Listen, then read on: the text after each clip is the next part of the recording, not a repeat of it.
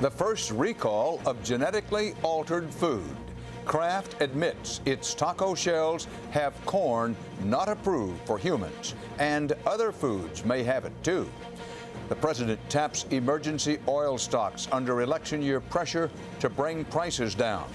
CBS investigates yet another tire maker struggling with product complaints, and a promising discovery about children's learning disabilities.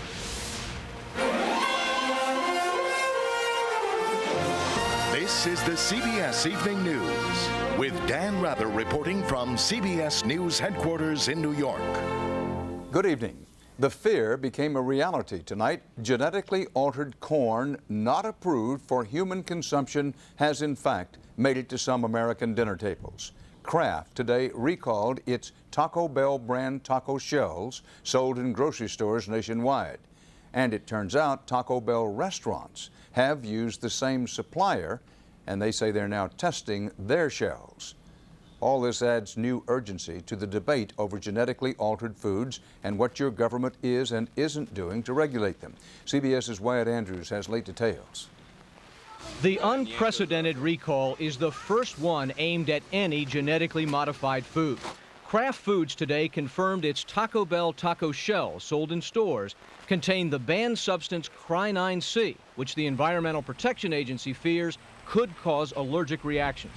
Cry9C comes from one type of genetically modified corn. Kraft says it had not specified for the product and is not approved for use in food.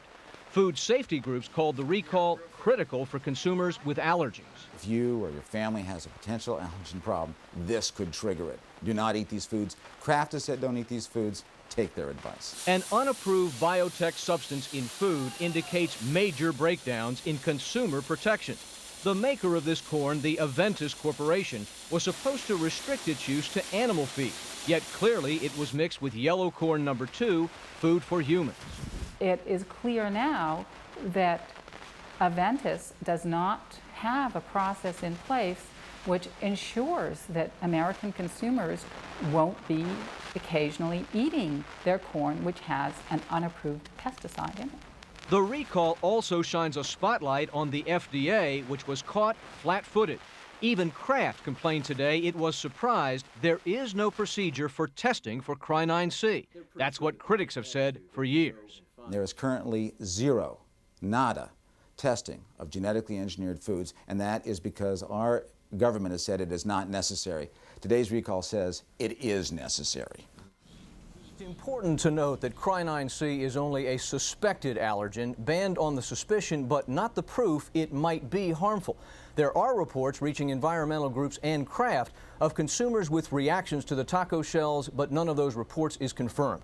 Taco Bell restaurants today said they too bought corn from the same plant in Mexico and are testing their taco shells, so far without results. But the implication is Cry9C may be in other yellow corn snack foods coming from the same processor. Dan? Wyatt Andrews. President Clinton took the extraordinary step today of ordering the release of some oil from this country's strategic reserve to try to bring the price down. CBS News Chief White House correspondent John Roberts has the petro-politics story. John?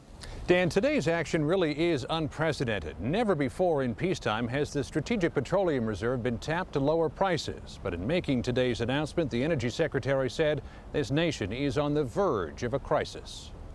We need to make sure that American families keep warm this winter and get their heating oil. The president took action to counter dwindling supplies and decade-high prices that could see home heating oil top $2 a gallon this winter. Releasing 30 million barrels over 30 days from the Strategic Petroleum Reserve, the president hopes to get homeowners through the season and take the edge off the soaring cost of a gallon of gasoline. Prices have gone down in anticipation of this move. Therefore, if this move didn't occur, prices would have moved back up sharply. The announcement comes just a day after Vice President Gore made a campaign appeal to his boss to tap the reserve. And here we're on the verge of a home heating season with short stocks and rising prices, and it's not fair to the middle-class families of this country to stand by and do nothing. George W. Bush, who favors the use of U.S. influence on oil producers to increase supply, told the early show's Jane Clayson today the release is a political ploy in the absence of a real energy policy. I'm not going to allow my opponent to have the president stand up and release reserves and to try to cover up the fact that they have failed to lead on the issue. Only once before has the reserve been tapped to bring down prices, 10 years ago during the Gulf War crisis. Former Energy Secretary James Schlesinger says today's announcement is stretching the reserve's intent. It was intended originally only to be used under emergency circumstances to deal with an oil supply cutoff. The president of OPEC said today's release probably would result in lower prices, but that any effect would be temporary. Long enough, analysts believe, to get Americans through the November election, at least. Dan? John Roberts at the White House. Concern about oil prices has been weighing heavily on the stock market. Prices plunged early today, but recovered near the end of trading. The Dow closed up 81 points, the Nasdaq down 25. For the year, the Dow is down about 5%. The Nasdaq is off a little more than 6%. CBS News business correspondent Anthony Mason has more about Wall Street's worries on the Market Watch. Stock prices went sideways for much of the summer as rising fuel costs began to pinch corporate profits. Make a 5,000, 10,000 a pop. Lower oil prices? Wall Street would love to see it. I don't kid myself that it's coming down dramatically, but when it begins to flirt up toward that $40 level, you know, the back of the few hairs I have go on end, you know. Blue chips like Goodyear, DuPont, and Gillette all blamed higher oil prices for disappointing earnings and watched their stocks slide. But three E's have been eating at Wall Street: energy, earnings, and the euro. The European currency has been falling fast against the dollar, down 18% this year. Global companies like McDonald's say they're being hurt because their products are now more expensive overseas, and their euro profits are harder to bring home. When you make money someplace, by the time you get it home, you'd like it to be there. It's not much fun walking 100 miles with a block of ice that's melting. That's why the Federal Reserve joined the European Central Bank and the Bank of Japan overnight in buying euros to try to prop up the currency. But the problem with the euro is the dollar. The dollar is strong because everyone wants to own America. They don't want to own Europe. Soaring energy prices may trim corporate profits and slow down America's consumer spending spree, but Wall Street still has faith in the U.S. economy. It will slow us down, but it isn't sufficient in and of itself to tip us into any kind of recession. And now two of Wall Street's biggest worries have been addressed today. Lower energy prices and a more stable euro should ease the minds of many at the stock market. Dan? Anthony Mason, thanks. Some just recovered White House emails deal with what Vice President Gore has long acknowledged are past mistakes in fundraising activities. This includes the fundraiser he attended in 1996 at a Buddhist temple in Los Angeles. The new emails suggest Gore staffers, at least, were well aware it was a fundraiser. The Gore campaign says the emails contain, quote, nothing new. The campaign debate over military funding is likely to heat up further next week when Joint Chiefs Chairman General Hugh Shelton testifies to Congress. CBS News national security correspondent David Martin reports tonight General Shelton will seek billions more for weapons. Mostly, Shelton will testify due to the high cost of ongoing operations in Kosovo. Still ahead now on the Friday CBS Evening News, the latest trouble with tires. And it is not just Firestones. Also, a British court's life and death decision about twin sisters. News about tire troubles tonight. Ford is now recommending the owners of Explorer SUVs inflate their tires to a pressure of 30 pounds per square inch instead of the previously recommended 26 pounds. Firestone is offering $10 for every recalled tire turned into a Firestone dealer for free replacement. And a safety watchdog group issued a warning about the replacement tires. The Safety Forum analyzed more than 2,200 reported failures of Firestone tires and found 42% involved recalled tires. But 58% were tire models not recalled, including many the group says Firestone is now handing out as replacements. And tonight, a Hard News Eye on America investigation into another new tire safety issue. As CBS's Cheryl Atkinson reports, federal safety officials are looking at another U.S. tire maker. When a tire tread separated on this Ford Bronco in 1995, the results were catastrophic. The Bronco flipped and Laura Tuckier was killed. But this was no Firestone tire, it was made by Cooper. Like Firestone, Cooper Tire has been sued repeatedly for fatal tire failures. A CBS Evening News 60 Minutes 2 investigation has found at least 29 lawsuits involving 34 deaths. In exclusive interviews, former Cooper workers Richard Angel and Jimmy Oates said managers often told them to use bad or old materials. There is times as a tire builder I would have to use materials that I question the quality of that material, meaning the body plies or the white wall or side wall. But if management said use it, use it. You either use what you got to use and hope everything comes out all right, or you don't have a job. Their stories aren't unique. A one-time foreman from Cooper's Tupelo, Mississippi plant testified about rushed inspections and contaminants in the tires. I've seen everything from a watch cured into a tire to a time card to a soda pop can to you name it, aluminum foil. I've seen chicken bones. And being the foreman in finishing, I'm ashamed to say that it was not unusual to find a scrap tire. Scrap tire where? In the warehouse ready to be shipped. To the consumer? Yes, sir. Any alleged problem with Cooper tires is nowhere near the magnitude of the Firestone epidemic, but it shows how quality concerns are not limited to one company. Like the Cooper workers, former Firestone employees testified they were pushed to use poor material and approve defective tires. We were instructed that this tire was bad, and they said, well, that's okay, it's let this one go. Tire expert Rex Grogan says all this is no secret overseas. I could only say this, that American tires are not famed for their durability in Europe. Anybody who buys an American car in Europe, the first thing they do is throw the tires over the hedge and go and buy something decent. Tire companies point out that most tires, millions upon millions, never fail, and Cooper says it's never lost a case. It has settled at least 5. Others are pending. But the case of Laura Tuckier recently went to trial. Richard Angel and Billy Oates testified. The jury awarded her family $3 million, finding the Cooper tire defective. It had been made from old materials. In Washington, this is Cheryl Atkinson for Eye on America. Autumn roared in like a lion today. In Montana, it took the form of wet, heavy snow that snapped trees and brought down power lines. And to the delight of many, the first snow marked the official end of the wildfire season in Montana. Ahead on the CBS Evening News, the British court ruling that could mean life for one baby and death for her twin sister.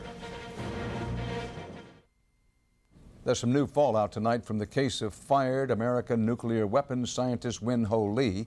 The Justice Department has now opened an internal investigation into its own handling of the case, apparently including how the FBI handled it. This follows criticism, including some from President Clinton, over the fact that Lee was held without bail for months, only to have the government drop virtually its entire case against him in a plea bargain. A 3-judge court in Britain issued a unanimous decision today in a case so wrenching it's painful to contemplate.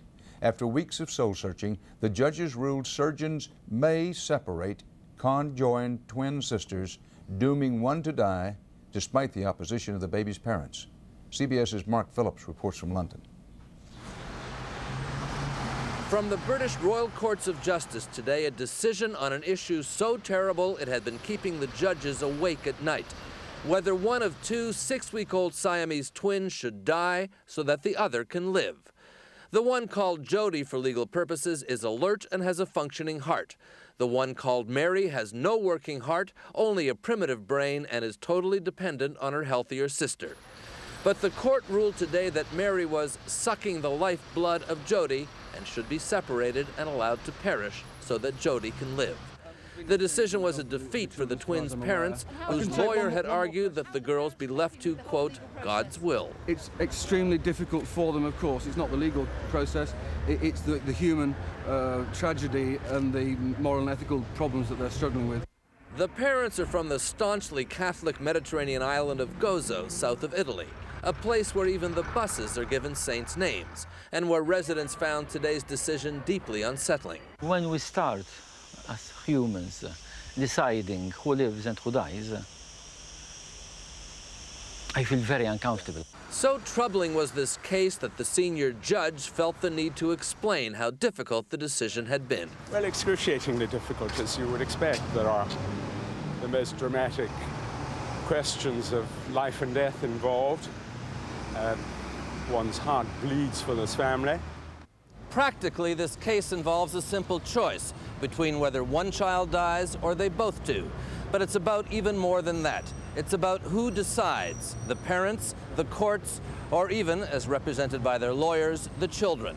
This is a case with legal and moral implications that extend well beyond the British courts. The twins' parents are now deciding whether to appeal. Mark Phillips, CBS News, London. CBS Next. Watch, listen, and learn about new findings on learning disabilities.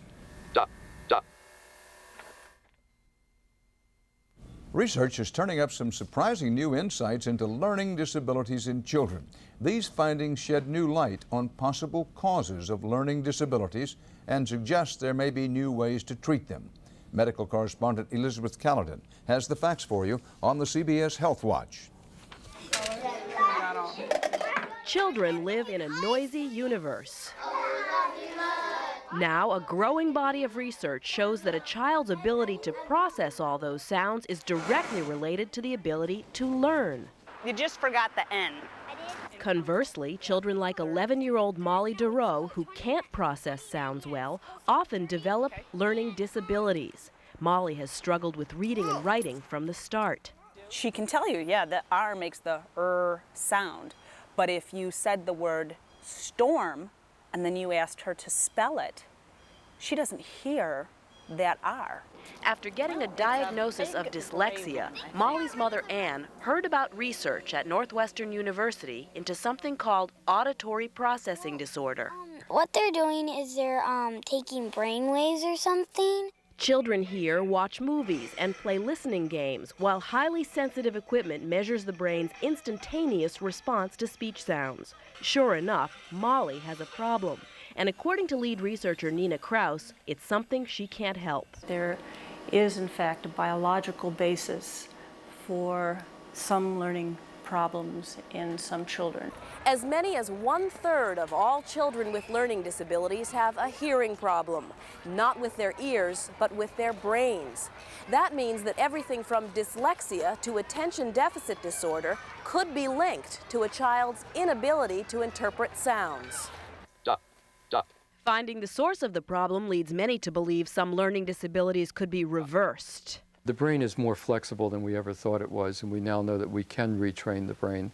9, 10. For participating, Molly gets paid $5 an hour, but the biggest payoffs may be yet to come if learning more about how we hear can eventually improve how we learn. Elizabeth Caledon, CBS News, Evanston, Illinois. The World War II generation will be honored this Veterans Day, November 11th, as ground is broken in Washington for a memorial to Americans who served and the 400,000 who died in World War II. Its site on the National Mall between the Washington and Lincoln monuments was approved last night after years of debate. Ahead on the CBS Evening News, the presidential punchlines of the week.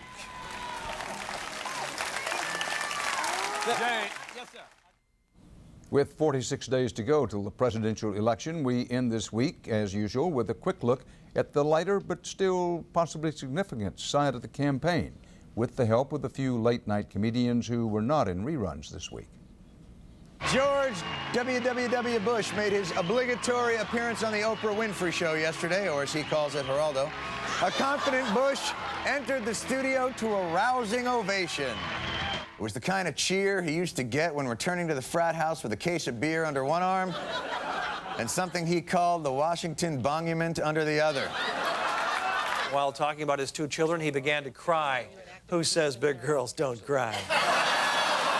Bush is expected to cry again in November. I still remember the lullabies that I heard as a child. Look for the Union label. Turns out the song wasn't written until 1975 when he was 27. A recent study says the more you lie, the more you sweat. And they released this tape as proof. Take a look. Thank you. Thank you. Now, according to the latest polls, Al Gore is the handsomest, smartest, most what? This doesn't sound like the joke I wrote. Wait, who's the cue card guy? Oh, look who the cue card guy is. Keep going, Jay. Ladies and gentlemen, it's Al Gore. And that's part of our world tonight. Bob Schieffer will be along Sunday morning with Face the Nation. Now 10 seconds from 60 Minutes. How did Baku and the former Soviet Union get to be an American boomtown? It's the oil, stupid. Find oil and you'll find American oilmen. 60 Minutes, Sunday. And we'll be back Monday with the CBS Evening News. Dan Rather reporting from New York. Enjoy the weekend. Good night. For news 24 hours a day, CBS.com on the internet and on our interactive partner, America Online at keyword CBS News. Protecting your kids from sports injuries on the Saturday Early Show. Experience CBS News.